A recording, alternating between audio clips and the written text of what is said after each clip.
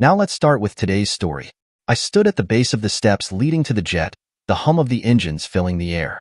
The scent of burning fuel thick in my nostrils. The sun was setting behind the tarmac, casting long shadows, and yet all I could focus on was my wife. My own wife, standing at the top of the stairs, arms crossed, her gaze colder than I had ever seen it. "Only family is allowed," she said, her voice as sharp as a blade. The words didn't hit immediately. They hovered in the air for a moment, as if they needed time to process, to sink their claws into my chest. I laughed, not out of amusement but out of sheer disbelief. "That's a joke, right?" I asked, my voice shaky but controlled. She didn't flinch. She didn't even blink, just tilted her head slightly, impatience radiating from her like it was second nature. "You're not on the list," she said, a tone that seemed to imply I was beneath her. "Only board members and family are invited to this trip." Board members? Family? I clenched my jaw, my patience wearing thin. "What exactly am I, Lillian?"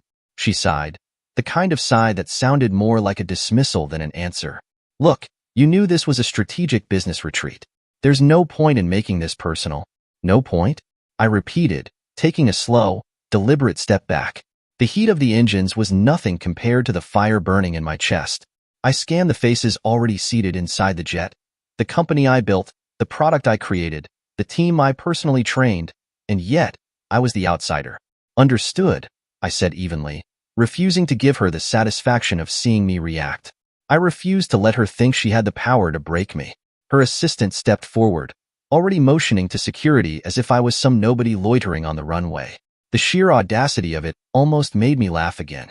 I took another step back, watching as the jet doors sealed shut, as the engines roared to life. And there she went, Lillian, my supposed partner, taking off without me. I stood there, watching as the jet shrank into the horizon. My reflection in the glass windows of the terminal showed a man I barely recognized. A man who had given everything and was left with nothing. No, that wasn't true. She thought she had erased me from her success.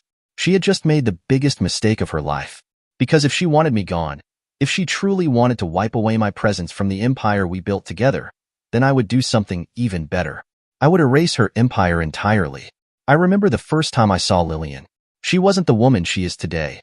Polished, ruthless, sitting atop an empire that bore my fingerprints but none of my name.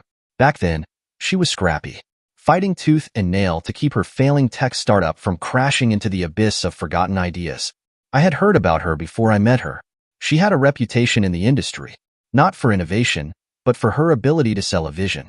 She could talk, and investors loved her because she had the confidence of someone who belonged in boardrooms, even if she didn't fully understand the technology she was pitching. And that's where she was struggling. Lillian had connections. She had influence. But she lacked the foundation, the raw, unshakable substance to back up the dreams she spun in investor meetings. And then there was me, a software engineer, but not just any engineer. I had something people had been chasing for years. A revolutionary algorithm that could change the industry, NexusFlow. It started as a passion project in my small, dimly lit apartment. The kind of thing tech nerds dream about, but never expect to go anywhere. An AI-driven automation software that could optimize business operations in real time, adapting without human intervention. It was brilliant. It was unstoppable. It just needed the right stage. And Lillian, she had the stage. Our paths crossed at a tech summit. I had barely been able to scrape together enough money for a ticket, spending the last of my savings just to be in a room filled with people who didn't even know my name. Meanwhile, she was there as a guest speaker, talking about innovation while her own company was circling the drain. She saw me before I even saw her. I was in the demo hall, showing a group of skeptical attendees what NexusFlow could do on my laptop. The moment the screen displayed its seamless adaptability, data flows updating in real time, entire business infrastructures recalibrating with zero lag, there was a palpable shift in the room. It was like I could feel their disbelief turning into intrigue. But in the corner of my eye, I noticed her. Lillian. She waited until the crowd thinned before she approached. Her presence was commanding, but there was something sharp in her gaze. Something calculated. "You made this?" she asked, her voice almost like an accusation. I nodded, trying to keep my cool despite the weight of her gaze. She smiled, but it wasn't the polite kind. It was the kind that hinted at opportunity. "I think we need to talk," she said. That conversation changed everything. It lasted hours, me explaining NexusFlow, her asking questions, real questions, not just about the technology but about me. who I was, what I wanted, what my endgame was. At first, I wasn't sure how to answer her. But then, in a moment of honesty, I told her the truth. I don't care about fame, I said. I just want this to exist. I want it to be used. That was when she said the words that altered my entire future. You have the brains. I have the resources. We'd be unstoppable together. It was the perfect pitch. The kind of pitch that stuck with you. She told me about her struggling startup, how she was on the verge of losing investor confidence. But she said, if we merged my software with her infrastructure, we could redefine the industry. It wasn't just flattery. It was real. And for the first time, I saw a path forward for my work that didn't involve me sitting alone in a dark room hoping someone took notice. So I said yes. From two strangers to partners. The next few years were a blur of hard work, late nights, and blind faith. I poured my entire soul into refining Nexus Flow, making it sharper, faster, more adaptive than anything the world had ever seen. Meanwhile, Lillian worked her magic, securing funding, partnerships, press coverage.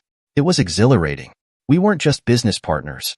We were equals, or at least, that's what I thought. Somewhere along the way, the late-night strategy meetings turned into shared dinners. The professional admiration turned into something deeper. Before I even realized it, I was in love with her. She was the person who believed in me when no one else did. She saw my potential, championed my work, fought to bring it into the world. And in return, I trusted her completely. We got married before the company even took off. It felt like a natural step, like we were sealing our commitment, not just to each other, but to our vision. Nexus Flow wasn't just a company. It was our child, the thing we built together, the thing we were going to share forever. Or so I thought. The first red flag at first, it was small things. Lillian took press interviews alone, brushing off my presence as if I was just some behind-the-scenes tech guy. The investors started associating Nexus Flow solely with her, treating me as if I were her employee rather than her co-founder. I noticed that in meetings, she would correct people who referred to Nexus Flow as our company, subtly shifting the language to imply that it was hers. I didn't say anything. I convinced myself that it didn't matter.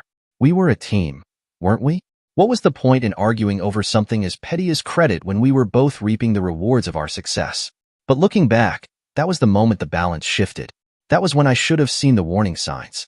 Because Lillian wasn't just ambitious. She wasn't just driven. She was hungry. And soon, I would find out just how much she was willing to consume to stay on top.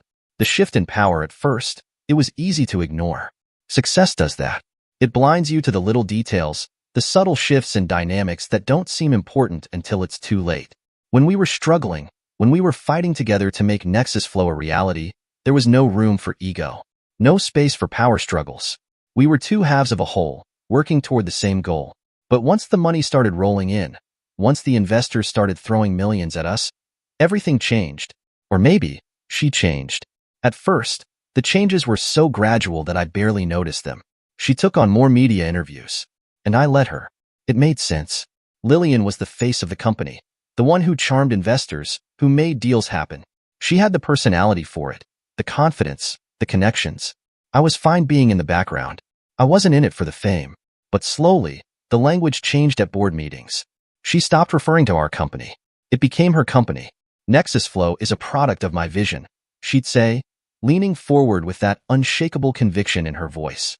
When I started this company, I knew we were going to revolutionize the industry, she'd add, as though she'd been the only one who'd ever imagined it. I'd sit there, forcing a smile, nodding. I convinced myself that the wording didn't matter, that she didn't really mean it that way. But it wasn't just words. She started making executive decisions without me. A major partnership with a government agency? I found out through a press release. A new expansion strategy that shifted focus away from my original vision? She discussed it with the board before consulting me. The company's branding suddenly centered entirely around her. The official website no longer listed me as co-founder, just as lead developer. I couldn't keep quiet anymore. One afternoon, I confronted her in our sleek glass-walled office overlooking the city. Lillian, I said, trying to keep my voice calm, we built this together. Why do I feel like I'm being pushed out? She sighed, barely looking up from her laptop. You're overthinking it. Investors like a strong leader, someone they can rally behind. The public likes a face they can recognize. We both know you're not comfortable with that. I frowned, shaking my head. That's not the point. The point is, you're erasing me from the story. She laughed, shaking her head as though I were being ridiculous. Don't be dramatic. Everyone knows you're a part of this. That was a lie. The world didn't know because she had made sure of it. The biggest mistake of my life, though, came with the share transfer. Lillian called it a strategic move. We need to consolidate our power, she'd said one evening, lounging on the couch in our penthouse, sipping wine like we weren't talking about the future of my life's work. The board thinks it would be more stable if all major shares were under one name. Less legal complications, fewer risks when making bold moves. I frowned, my gut twisting. What risks? She waved a hand dismissively, as if it were nothing. Nothing serious. Just a formality, really. It won't change anything between us. What's yours is mine, and what's mine is yours. I should have seen it. I should have questioned why she was suddenly so eager to merge everything into her control. But I didn't, because I trusted her. Because I was a fool. And so, I signed the documents. I signed away my stake in the company, my official ownership, my control. Lillian smiled as she kissed me on the cheek. See? We're a team. This just makes things cleaner. I remember holding the pen a moment too long before setting it down. Something in the back of my mind told me I had just made the biggest mistake of my life. And then the unraveling began. Everything spiraled faster than I could stop it. Lillian grew bolder. She started hosting exclusive executive meetings that I wasn't invited to. When I asked her about them, she shrugged, her expression indifferent. It's just business strategy. You don't like boardroom politics anyway, she said with a casual wave of her hand. The next week, I found out that my personal projects within the company were being reassigned under new leads. My teams were being told to report to her directly. Then came the final blow. The company was preparing for a massive global expansion, an event that would be the biggest milestone in Nexus Flow's history. I should have been front and center, should have been one of the key people leading the charge. Instead, Lillian scheduled a private jet trip for the board, a strategy retreat I wasn't invited to. I only found out when I saw the itinerary sitting on her desk. I confronted her. You didn't even tell me about this trip? She barely looked up, her eyes glued to her laptop screen. I didn't think you'd be interested. It's more of a PR move than anything. You've always hated that stuff. I co-founded this company, Lillian. She sighed, clearly bored with my objections. Yes, and you'll still be here when we get back. What's the big deal? The big deal was that she had made it perfectly clear where I stood. The big deal was that she had already decided I was expendable. I clenched my fists. I gave up everything for this company, for you. Finally, she looked up, but there was no regret in her eyes, no hesitation. Just that cool, detached confidence. And it's appreciated, she said, her voice calm, almost dismissive. But things evolve. You can't take this personally. That was it. The beginning of my revenge. That was the moment it all crystallized, the moment I stopped fooling myself. She wasn't my partner anymore. She wasn't my wife. She was my enemy. And soon, she would realize just how much damage I could do. I wanted to know the extent of her arrogance, so I decided to follow her to the plane that was supposed to fly her out for the trip. I walked toward the jet, the heat of the engines pulsing through the air. I could already see the others boarding, executives, board members, a few of the senior engineers I had personally mentored, people I had built this empire with. It was supposed to be a celebration, the company's biggest expansion yet, a milestone that should have belonged to both of us. But the moment I reached the bottom of the stairs, she was there, standing at the top, arms folded, looking down at me with something unreadable in her expression. I frowned. You coming down? She didn't move. Instead, she gave me a small, cool smile and said words that I would never forget. Only family is allowed. It took a second to register. A second too long. I let out a short laugh. Really? I said, still laughing, but she didn't laugh with me. She didn't even blink. You're not on the list, she said, her voice even. It's a private retreat, strictly for board members and family. Something in my chest turned to ice. The company I built, the product I created, the legacy I poured my life into, and I wasn't even considered part of it anymore. I looked at the others already inside, people who used to answer to me, people who once called me their mentor, their leader. Some of them wouldn't even meet my eyes. And I knew then, they had known about this. They had all known. I took a slow step back, scanning her face for any hint of regret, any sign that she was second-guessing herself. There was none. I hope you were serious, I said quietly. She sighed, as if I were the one making this complicated. This isn't personal. The board just thought it would be best if we moved forward with a more streamlined leadership structure. A more streamlined leadership structure, I repeated, the words. I wanted to ask her when she had decided to become the enemy. When exactly had she gone from being my partner to being the person who had engineered my removal from my own company? But I didn't ask because I already knew the moment everything had changed. I could have fought it, could have argued, demanded she tell me the real reason she was doing this. But I didn't. Because in that moment, standing at the base of that jet, I saw the bigger picture. This wasn't just a business trip. It was a statement, a declaration. Lillian wasn't just excluding me from this trip. She was excluding me from everything. She was rewriting history, erasing my name, making it so that when the story of Nexus Flow was told, I was nothing more than a footnote in her success. And if I fought her here, if I made a scene, if I begged, then I would be exactly what she wanted me to be. A desperate man, clinging to something that was no longer his. So I made a decision. I took a slow, measured breath. Then I stepped back. I nodded once, keeping my voice even. Have a nice trip, Lillian. Lillian blinked, just for a fraction of a second. She had expected me to react differently. Expected me to fight, to argue, to beg for my place. But I wouldn't give her the satisfaction. Instead, I turned away, walked off the tarmac. I didn't look back. She thought she had one. She thought she had finally cut me out completely. She had no idea. She had just handed me the noose that I will hang her whole company with. Time for the ultimate revenge. The birth of my plan. By the time I reached my car, my mind was already working. Lillian had spent years convincing herself that she was untouchable, that she was the true mastermind behind Nexus Flow, that I was just a technical footnote in her empire. And because of that, she had made a fatal mistake. One thing she hadn't even realized I was still holding on to. I thought of the source code, the security keys, and the backdoor I had built into the system all those years ago. A failsafe, a kill switch, a safety measure. It wasn't paranoia, not back then when we were a team, when I still believed we were in this together. But now? Now it was my weapon, and I was about to use it. I didn't go home that night. There was no point. The penthouse we had bought together when Nexus Flow hit its first billion, it felt like a tomb now, a museum for her success, a cold display of everything I had built that she'd taken for herself. I wasn't part of it anymore. I couldn't bring myself to go back. Instead, I drove to the one place that was still mine, the private development server. I had rented it out years ago when Nexus Flow was just an idea, just a dream. No one knew about it. Not Lillian, not the board, not even the engineers. This was my secret, the place where everything started, the place where I had hidden my final plan, my last move. It was a simple system, but powerful. Nexus Flow was more than just a tech company. It was an ecosystem, a network that powered everything. The security layers were tight, tighter than anything government agencies had.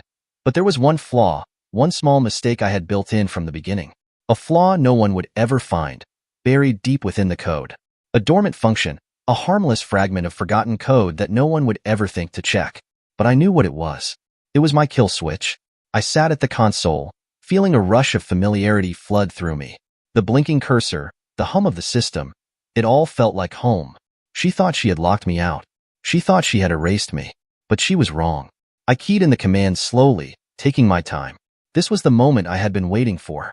I executed the first one, a simple reconfiguration of the security system. On the surface, nothing changed.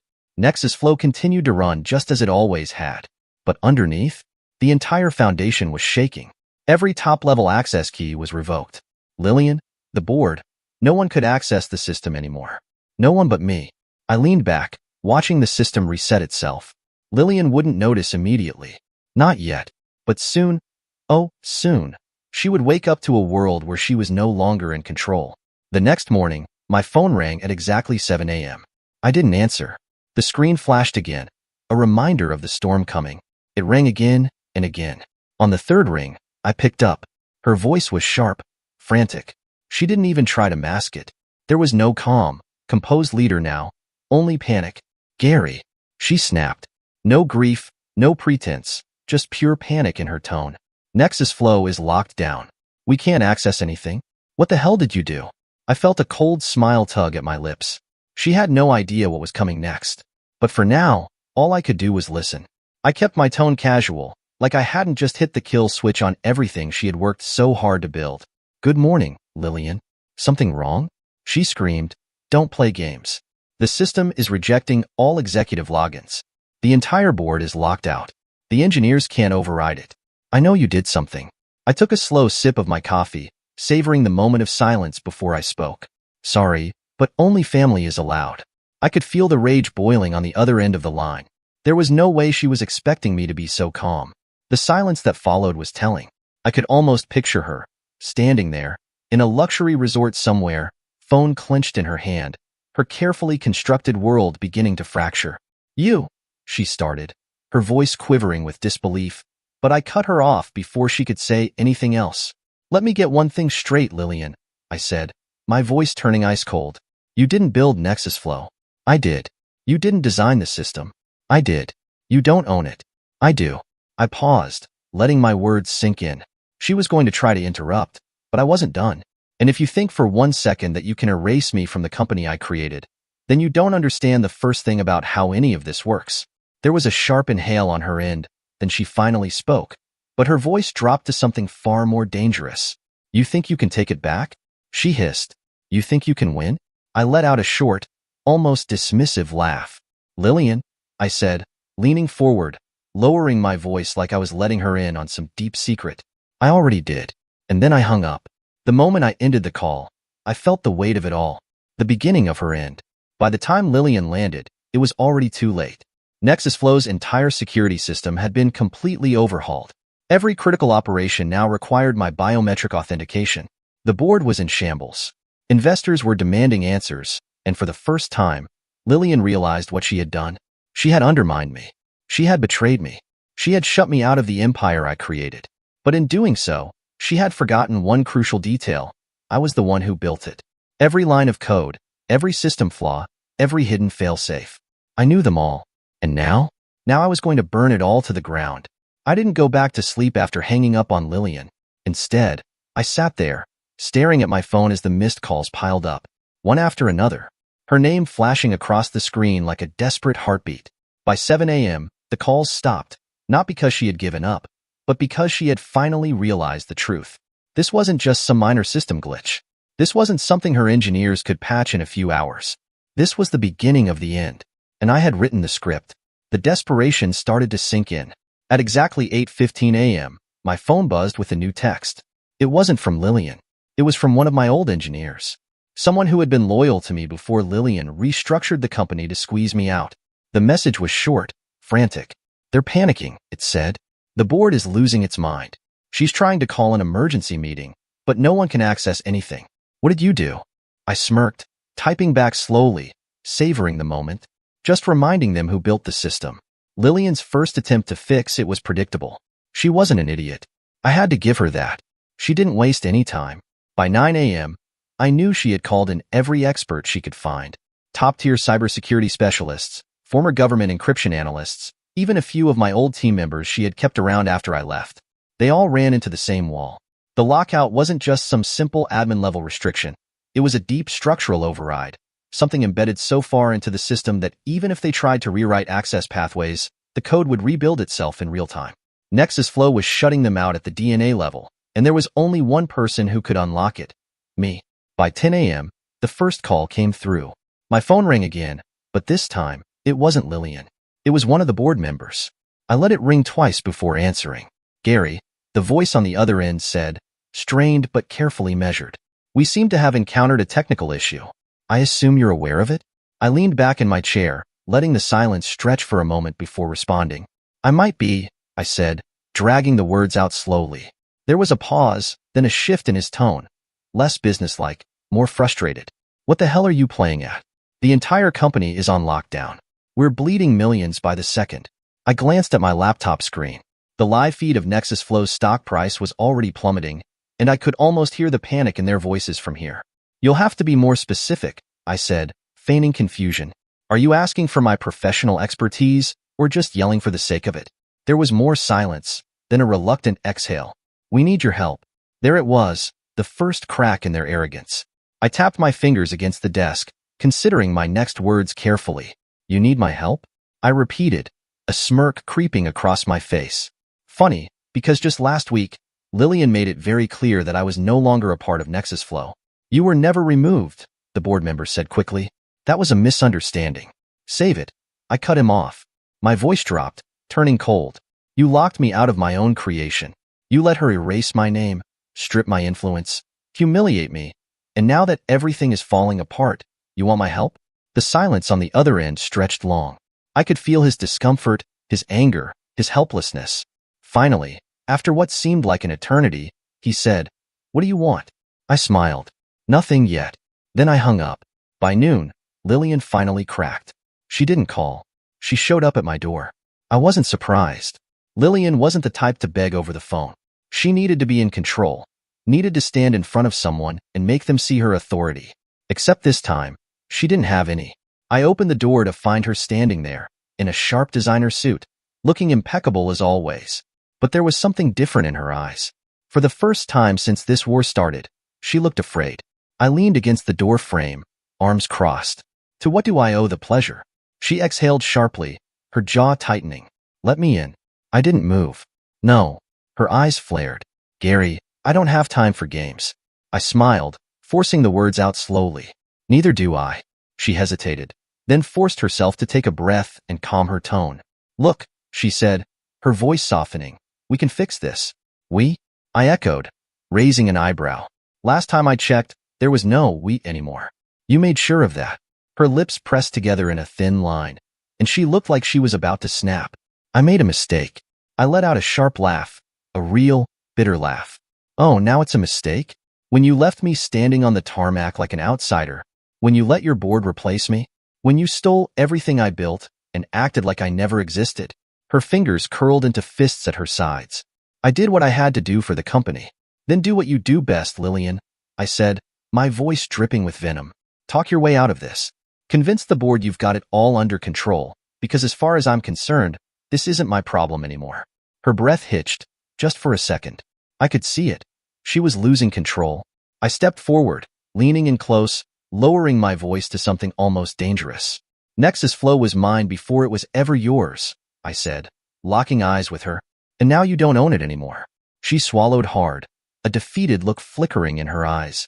"You can't do this," she whispered. "This is my life." I tilted my head, studying her for a moment. "Funny," I said, my voice cold. "You didn't care about that when you erased my life from the company." For the first time, she didn't have a response. I leaned in even closer, my voice lowering to a whisper.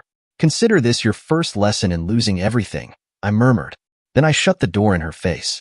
The chaos spread fast. By evening, the fallout had escalated beyond anything I had anticipated. Investors began pulling out, terrified of the instability. Customers started losing access to Nexus Flow services, causing major corporations to hemorrhage billions in potential losses. News outlets picked up on the crisis, hinting at internal sabotage. And Lillian? She had no way out, because the only person who could fix it was me, and I had no intention of saving her. I was just getting started. The company was in freefall. I woke up the next morning to chaos. Not my own, hers. Lillian's empire, the one she had spent years crafting while systematically erasing my name from it, was burning to the ground. And she knew it. The first thing I did was check the stock reports. Nexus Flow had dropped another 30% overnight. By now, it wasn't just investors panicking. The companies that relied on Nexus Flow's AI were starting to feel the impact. Logistics networks were failing. Banking systems were glitching. AI-driven trading firms were hemorrhaging millions because they couldn't access the software's real-time market predictions. And through it all, I sat back, sipping my coffee, watching the world slowly realize the truth. Nexus Flow wasn't Lillian's creation. It was mine. And without me, it was collapsing. By mid-morning, my phone rang again. The board, not Lillian this time. They must have finally realized that she wasn't in control anymore. I let it ring a few times before answering. "Gentlemen," I said smoothly, "to what do I owe the pleasure?" "We need to talk," came the clipped response. "This has gone on long enough." I smiled. "Has it? You're going to kill the company," another voice snapped. "Do you have any idea how many billions are at stake? We can negotiate. But this?" I cut him off, my voice calm but cutting. "Funny, no one cared about my stake when you all let Lillian push me out. So why should I care now?" Silence on the other end. Then the voice softened. "Look, whatever personal grievances you have against Lillian, we can fix it. Just restore access to the system, and we—" I chuckled. "You think this is about grievances?" They didn't get it. They still thought this was just about revenge, that I was throwing a tantrum because I got left out of a boardroom. They didn't understand that I wasn't fighting for my place back in the company. I was tearing it apart from the inside out. "You had your chance," I said, my tone calm but firm. "You chose your side. Now, Now you get to watch what happens next." Then I hung up. By noon, Lillian's desperation grew. My apartment intercom buzzed, and I didn't even have to check to know who it was. Lillian. She was running out of options, and I was the only person left who could stop the bleeding. I took my time opening the door, letting her stew in her own panic for a few extra seconds. When I finally let her in, she didn't even waste time pretending to be composed. Her usual confidence, the steel-spined, ice-veined presence she carried in boardrooms, was gone. Her hair was slightly out of place, her breathing too sharp. And her eyes? They weren't angry. They weren't even furious. They were scared. "We need to fix this," she said immediately, stepping into my apartment like she still had authority over me. I leaned against the counter, arms crossed. "Fix what?" She exhaled sharply, dragging a hand through her hair. "Nexus flow. The system. Whatever you did, you need to undo it." "Why would I do that?" I asked, my voice calm, measured. Her jaw clenched. "Because the entire company is falling apart. This is bigger than just you and me, Gary. If you keep this up, Nexus flow will be finished." I gave her a slow, measured look. "Good." Her breath hitched, just a little. Enough for me to see the moment it truly hit her. I wasn't bluffing. I wasn't waiting for a deal, a payout, or an apology. I was watching her empire collapse, and I was enjoying every second of it. The reality of her situation.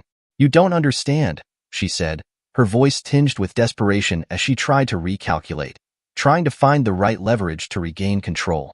"This is going to cost you too.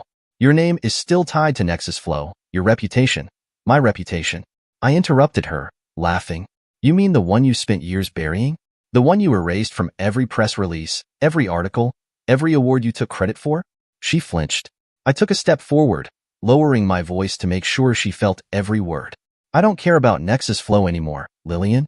I care about watching you lose everything you stole from me." Her lips parted, but no words came. For the first time, she truly understood that this wasn't about business. It wasn't about the board, the company, or the stock price. It was personal, and there was no fixing it.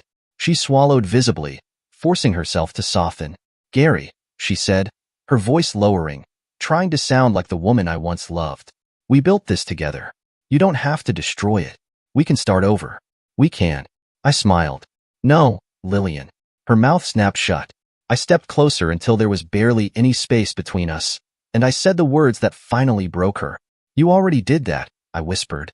"The moment you looked me in the eye and told me I wasn't family anymore." Tears burned in her eyes. Real ones. I had seen Lillian cry in business meetings before, but that was always a calculated move. She knew how to manipulate emotions like a master chess player. But this was real. She knew it was over. I stepped back, keeping my expression neutral. "You should go," I said simply. Her breath shuddered. Without another word, she turned and walked out. The final blow. By evening, the news headlines were everywhere. Nexus Flow faces unprecedented crisis as CEO Lillian fails to regain control.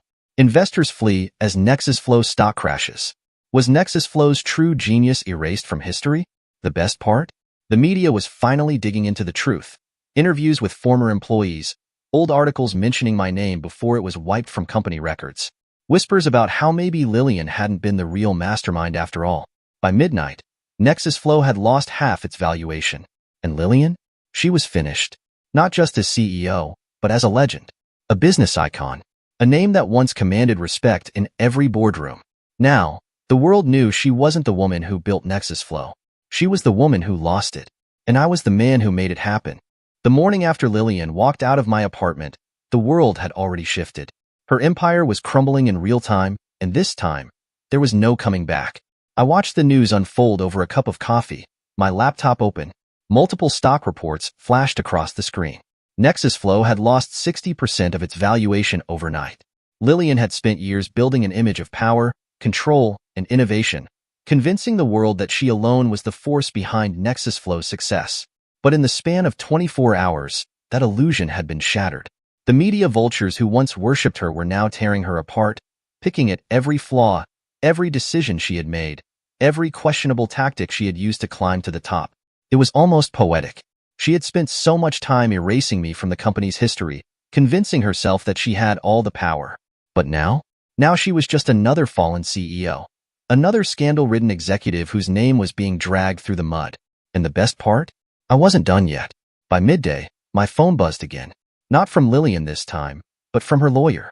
I let it ring twice, then answered. Yes? I said, my tone flat. There was a pause on the other end, then a calm, measured voice. Mr. Smith, we'd like to discuss an arrangement. I didn't let him finish. No, I said, cutting him off. There's no arrangement. No deal. No negotiation. The voice on the other end didn't waver, but I could hear the underlying tension. Mr. Smith, Lillian is willing to make certain concessions. I laughed. Actually laughed. Lillian doesn't have anything left to bargain with, I said, the words tasting bitter but satisfying. She lost her company, her investors, her reputation. So tell me, what exactly is she offering? A longer pause this time. The lawyer tried a different angle, but I wasn't buying it. We're willing to restore your position at Nexus Flow, he said. You'd be reinstated as co-founder. I cut him off, the words slipping out smoothly, like a well-practiced knife. Nexus Flow doesn't exist anymore, I said. At least not in the way she thinks it does. Silence. A breath. Then the lawyer's voice unsure. What do you mean? I smiled. You'll see soon enough. And with that, I hung up, the final stage set. By late afternoon, I was ready. I had been waiting for this moment, planning for it. The collapse of Nexus Flow wasn't enough. I needed to rebuild it, but this time, it would be under my name. So I made the final move. With a few keystrokes, I executed the last phase of my takeover. Nexus Flow's patents transferred. The AI's core structure migrated. The original technology, every valuable asset that made Nexus Flow a billion-dollar company, was no longer under Lillian's control. The company still existed in name, but its soul, its foundation, its power, it was mine again. Lillian's last desperate attempt came at 7 p.m. I got one last text from her. Not her lawyer, not the board. Her. Meet me one last time. Hotel Langford, 8 p.m. I stared at the message, debating whether to entertain it. Then, I decided I would go. Not because she deserved another conversation, but because I wanted to see the look in her eyes when she realized it was over. I arrived exactly at 8 p.m. The hotel bar was nearly empty. I spotted her immediately. Lillian sat in the corner booth, a glass of untouched wine in front of her. She looked different. Not broken, not defeated, just tired. I took my time walking over, watching as she lifted her gaze to meet mine. Didn't think you'd come, she murmured. I slid into the seat across from her, resting my arms on the table. I was curious. She let out a soft, humorless chuckle. Curious about what? I studied her, taking in the small changes, the tension in her shoulders, the faint, dark circles under her eyes, the way she wasn't wearing the armor of control anymore. How it feels, I said, tilting my head. How it feels? She asked, her voice tight. I smiled, leaning forward. Losing everything. She inhaled sharply, her eyes narrowing for a moment as if she might snap back at me, like she was going to fight me one last time, but she didn't. Instead, she looked down at her glass. You were always the smarter one, she admitted quietly. I just talked better. I leaned in closer, my voice low. You stole from me, Lillian. You erased me, and you expected me to just accept it. She swallowed hard, looking up at me. I thought you wouldn't fight back. I gave her a slow, humorless smile. That was your first mistake. She exhaled, gripping the stem of her glass, the silence stretching between us. Then, softly, she said, I never stopped loving you, you know? I didn't react, didn't flinch. I just watched her, the weight of her words hanging in the air like a final attempt. And then I realized it. This was the last manipulation, the last play, trying to pull me back in, trying to make me feel something for her again. But that part of me, the part that once would have believed her, once would have wanted to forgive her, that part was already dead. So I stood up, slid my hands into my pockets, and delivered the final blow. I stopped loving you the second you told me I wasn't family. Her breath caught. I could feel the weight of her gaze, but I didn't flinch. I didn't hesitate. I turned, walking away slowly. Not once did I look back. Not when she called my name. Not when she let out a shaky breath, trying to hold back tears.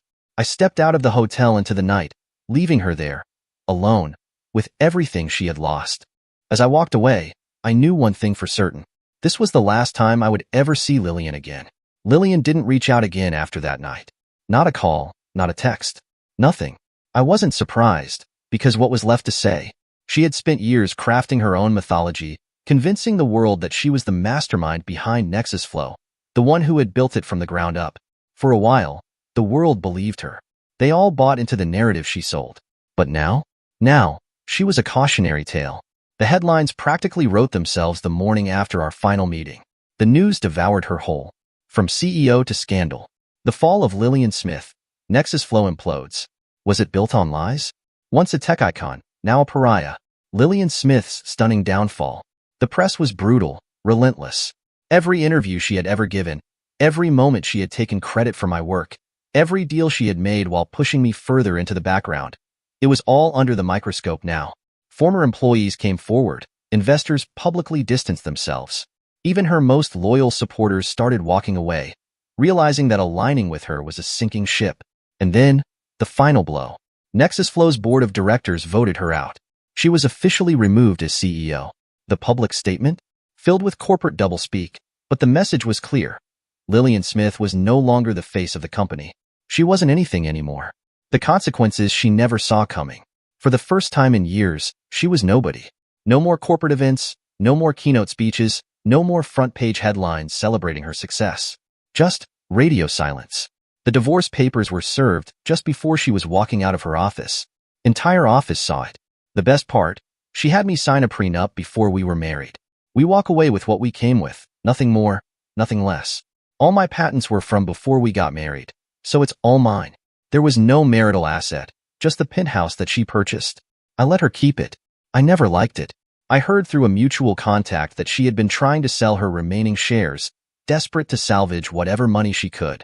But with the company in freefall, her stock was practically worthless. She had lost everything, and I had taken it all away from her. But while she was fading into obscurity, I was doing the opposite. 2 weeks after her removal, I announced something new. Not a company revival, a rebirth. StratoSlink.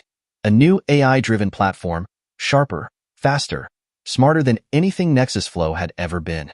And the best part? It wasn't just me. I had spent the past few weeks reaching out to every loyal team member Lillian had discarded. The developers, the engineers, the real minds behind the software, the people she had undervalued and overlooked. They had all come back to me. Not for money, not for status, for revenge. The ultimate payback. When StratoSlink launched, it was an immediate success. Investors who had pulled out of Nexus Flow came to me first. Tech publications that had once praised Lillian were now writing about me. The same reporters who had celebrated her rise were now calling me the true genius behind it all. And Lillian? She was watching it happen. I knew she was. She wouldn't be able to help herself. Because this wasn't just a personal betrayal for her. This was her greatest fear coming true. She had spent years making sure the world only knew her name. Now, the world was forgetting her entirely. Then came her last desperate call. One night, my phone rang. For a second, I almost ignored it. Then I saw the name, Lillian. I stared at it for a moment, debating. Slowly, I answered. She didn't say anything at first. I could hear her breathing, slow, measured, like she was forcing herself to keep it together. Finally, she spoke, her voice thinner than I'd ever heard it before. Gary, she said, barely above a whisper. I leaned back in my chair, letting the silence stretch for a few moments. Lillian, I replied, my voice steady. There was a long silence on the other end of the line. Then, barely above a whisper, she said, I need help. I didn't react. Didn't let my voice shift. Didn't let her hear the satisfaction I felt deep in my bones. I had been waiting for this moment, the moment when she finally realized she was untouchable no longer. She had spent so long acting like she was invincible, like she was the goddess of the tech world, the woman who had everything. Now, she was begging me. I took my time, letting the silence stretch a little longer, enjoying the moment before I spoke. Sorry, Lillian, I said, my tone cold, measured. Only family is allowed. I exhaled slowly, the words tasting like a final declaration, and then I hung up. And just like that, I ended it for good. Dear listeners, please share your thoughts in the comments section below and don't forget to like, share, and subscribe.